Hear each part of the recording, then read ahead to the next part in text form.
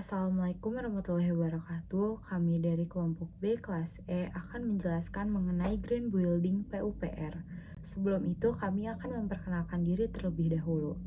Nama saya Kamila Jasmine, NRP 2220211185. Saya Taufik Hidayatullah dengan NRP 22 2021 173. Nama saya Muhammad Farah Fauzan Syahikaya dengan NRP 2220211181. Perkenalkan, nama saya Kesatrio Nuramani Rahadian Surya dengan NRP 22 2021 180.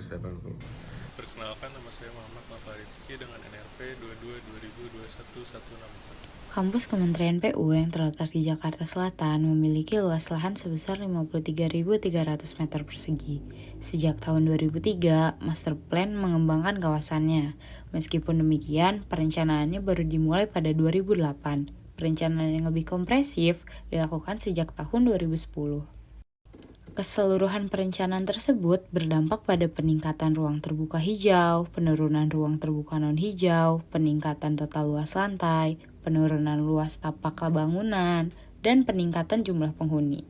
Anggaran biaya untuk proyek ini adalah sebesar 448,77 miliar rupiah, dan untuk waktu pengerjaannya selama 371 hari, dari 8 Desember 2010 hingga 12 Desember 2011. Infrastruktur berkelanjutan adalah proses pembangunan seperti lahan, kota, bisnis, masyarakat, dan sebagainya yang berprinsip memenuhi kebutuhan sekarang tanpa mengorbankan pemenuhan kebutuhan generasi masa depan. Menurut laporan Burnley dari PBB 1987, bangunan dikatakan berkelanjutan jika memenuhi indikator infrastruktur berkelanjutan sebagai berikut. Indikator infrastruktur berkelanjutan dibagi menjadi 3 aspek. Yang pertama ada indikator lingkungan, yang kedua indikator sosial, dan yang ketiga indikator ekonomi. Yang pertama ada indikator lingkungan. Indikator lingkungan di gedung utama Kementerian PUPR dibangun dengan penghematan listrik sekitar 40%. di mana desain keseluruhan gedung lebih mengandalkan penerangan secara alami dari sinar matahari dan juga terdapat panel surya yang disertai dengan TP-room. Nah, tentunya hal ini dapat menghemat energi sangat besar. Di indikator lingkungan terdapat 2 jenis. Yang pertama, ada sistem pencahayaan buatan. Sistem pencahayaan buatan menggunakan lampu hemat energi berupa lampu fluorescent T5 yang diintegrasikan dengan pencahayaan alami. Melalui sensor pencahayaan alami, berdasarkan simulasi penggunaan sensor, mampu menurunkan konsumsi energi untuk pencahayaan sebesar 30% setiap tahunnya.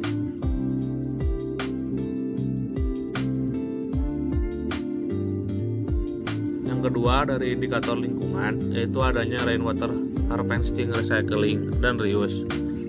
Pada saat terjadi curah hujan yang tinggi, kelebihan aliran air tersebut dialirkan ke tangki-tangki air yang terdapat pada bawah tanah. Tangki air tersebut dapat menampung air sebanyak 1.200 meter kubik yang dapat didaur ulang sebagai penyiram tanaman, fusing orinoir, dan air conditioning power. Yang kedua ada indikator sosial. Ini indikator sosial gedung Kementerian PUPR dilengkapi dengan gedung parkir motor yang dibangun sebanyak 5 lantai dengan kapasitas 1.250 motor sehingga kawasan-kawasan lebih luas tanpa adanya motor yang berparkir bersembarangan. Dan disediakan juga parkiran mobil yang dibangun sebanyak 13 lantai dengan kapasitas 364 mobil. Dan yang ketiga, indikator ekonomi. Indikator ekonomi dibagi menjadi 3 bagian. Yang pertama ada penghematan biaya energi. Yang kedua nilai tambah melalui penggunaan tenaga kerja. Dan yang ketiga ada mobilitas digunakan untuk mendukung kegiatan ekonomi. Sustainable Development Goals atau tujuan pembangunan berkelanjutan. Terdapat 17 poin yang tercantum dalam tujuan tersebut. Dalam pembangunan gedung PUPR terdapat 3 dari 17 poin yang tercantum.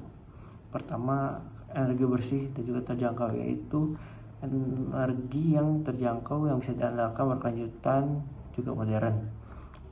Industri, inovasi, dan infrastruktur, yaitu membangun infrastruktur yang kuat mempromosikan industri berkelanjutan, dan mendorong inovasi-inovasi untuk masa depan.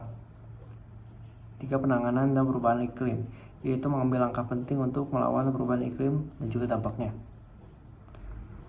Bangunan gedung PUPR memiliki konsep green building juga green site dan menurunkan emisi gas rumah kaca, dan juga memiliki RTH yaitu ruang terbuka hijau yang besar, zero runoff, hingga pembatasan sirkulasi kendaraan bermotor. Begitu juga di bagian atapnya yang telah dipasangkan panel surya untuk mengurangi penggunaan listrik PLN yang kita gunakan saat ini. Siapa saja stakeholder yang terkait?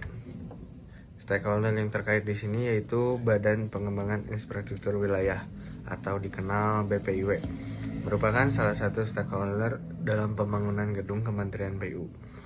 BPIW mendukung proyek tersebut dengan menampilkan berbagai kegiatan dan produk dari masing-masing pusat di lingkungan BPIW dengan menerapkan 4.0. Misalnya seperti sistem informasi pendukung proses perencanaan dan pemrograman infrastruktur PUPR, antara lain sistem informasi dan database online, rencana induk pengembangan infrastruktur PUPR yang disebut SIBAS atau RIPI, sistem informasi pemrograman atau SIPRO, sistem monitoring tanah atau SIMONAH, database perkotaan, dan bank data BPIW. Selain itu juga, BPIW mengimplementasikan teknologi terkini seperti konsultasi regional dengan teleconference, penerapan konsep smart city dalam pengembangan infrastruktur kawasan, serta mendorong usulan program dengan penggunaan terkini dalam pembangunan infrastruktur PUPR. Dan bisa dilihat inilah contoh organisasi dalam proyek pembangunan Kementerian PU. Bagaimana kelanjutan proyek Kementerian PU untuk kedepannya? Melanjutkan pembangunan infrastruktur untuk kawasan-kawasan khusus pariwisata, produksi, dan kawasan industri, dan memprioritaskan pembangunan infrastruktur yang meliputi sumber daya air, jalan, dan jembatan, pemukiman, dan perumahan. Di bidang sumber daya air, program kerja yang disusun adalah untuk meningkatkan kapasitas daya tampung air sebesar 60 meter kubik per kapita per tahun. Setelah gedung utama Kementerian PU dibangun, diperlukan pemeliharaan dan perawatan gedung. Pemeliharaan dan perawatan merupakan serangkaian aktivitas untuk menjaga fasilitas dan peralatan agar dalam keadaan siap pakai secara efisien dan efektif. Tujuan perawatan dan pemeliharaan gedung ialah pemakaian fasilitas yang lebih lama, ketersediaan optimum dan fasilitas, menjamin kesiapan operasional seluruh fasilitas, menjamin keselamatan operasional. Jenis pemeliharaan dan perawatan gedung dibagi menjadi dua. Pertama, perawatan terencana, dan kedua, perawatan tidak terencana. Perawatan terencana terdiri dari perawatan pencegahan, perawatan terjadwal, dan perawatan prediktif. Perawatan tidak terencana terdiri dari perawatan darurat, perawatan kerusakan, dan perawatan penangkal. Karena gedung PUPR menggunakan green building, bisa diambil dampak positifnya dan bisa dijadikan contoh untuk kasus-kasus selanjutnya. Gedung Kementerian baru PUPR dikembangkan dengan konsep environmentally friendly building sebagai contoh untuk masyarakat. Green building menggunakan sumber yang natural, terutama energi, air, dan juga material. Dan konsep green building pasti akan menurunkan atau juga meminimalisirkan penggunaan barang-barang yang tidak diperlukan, yaitu limbah. Dan begitu kondisi juga situasi lingkungan juga dalam gedung akan sehat, nyaman, juga tentram. Oleh karena itu, gedung baru PUPR telah menerima Gold Award dari Green Building Council, yaitu GBCI. Sekian, terima kasih. Semoga apa yang telah kami sampaikan dapat bermanfaat untuk kedepannya. Salam sejahtera.